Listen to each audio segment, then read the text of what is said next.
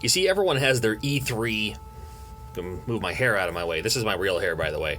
Everyone has their E3 predictions and their reliable sources and all that. And I have my own reliable sources, and they're not talking about the same things that my reliable sources are talking about. So I'm going to give it to you straight from my reliable sources, whatever that means. All right, here's my E3 predictions, my E3 gonna happen, my E3 what you gonna see, spoiler alerts in case any of these actually come true at E3. They might be so leakitude, they might be so leakerific that they'll say, oh, now we can't do it now.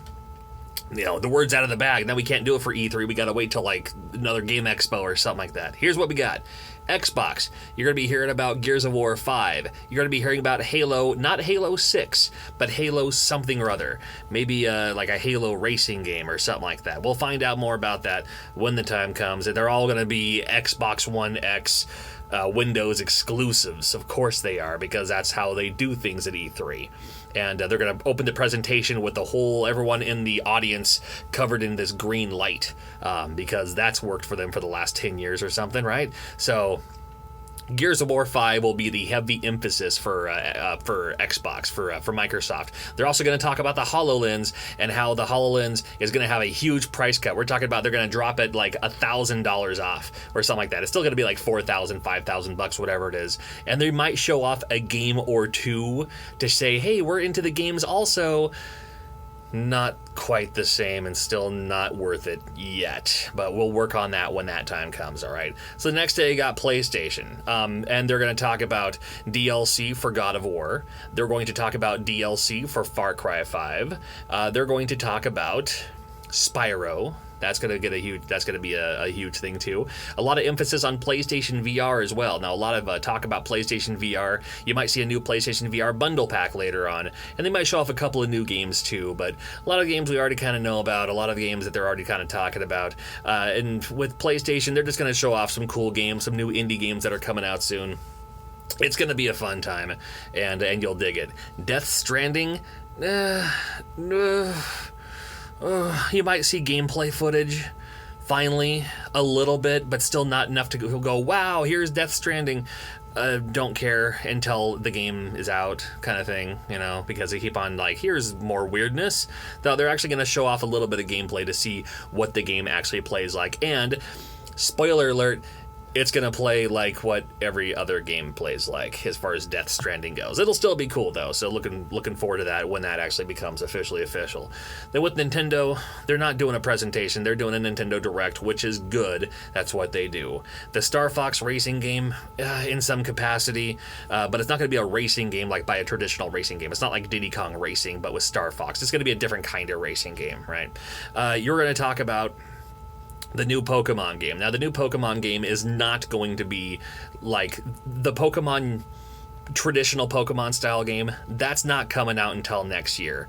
They are going to mention a Pokemon game, but it's going to be a Pokemon game for your Switch that plays like Pokemon Go. And it's going to be kind of that aspect, and probably even the same capturing aspect too, where like when you find a thing, you actually have to use your Switch in portable mode or something like that to actually, you know, flip up the Pokeball. It's going to be like that. They're going to integrate Pokemon Go with the Switch.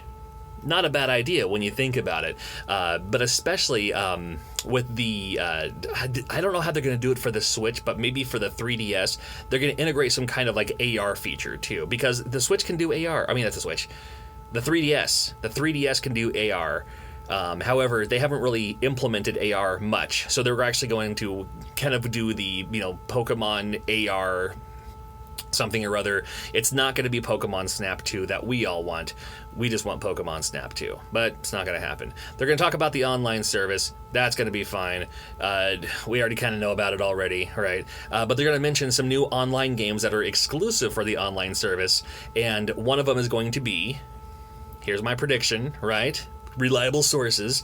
Well, it's going to be an Excite Bike game, a multiplayer Excite Bike style game, but with the cast of Mario. It's not going to be Mario Kart, but it's going to be kind of like a Mario Excite Bike, and then Mario Tennis. They'll talk more about that too, and we're looking into more of just what Nintendo brings. They're going to focus on some indie titles a little bit, but not really. Going to have a whole lot of emphasis on the new Yoshi game coming out soon. You'll see a little bit more of the Captain Toad game, but we already know about Captain Toad, and it's welcoming to the Switch. You gotta love that too. So. And Smash Bros, of course. They're gonna have a new trailer for Smash Brothers that's going to showcase a few confirmed new characters for it. It'll be a new trailer for Smash Brothers. It'll be the thing that's like top trending and all that. And they're going to talk about how the new characters are going to be the Inklings from Splatoon. Captain Toad may or may not make the trailer this time around, but Captain Toad will be a playable character. They're going to have other playable characters.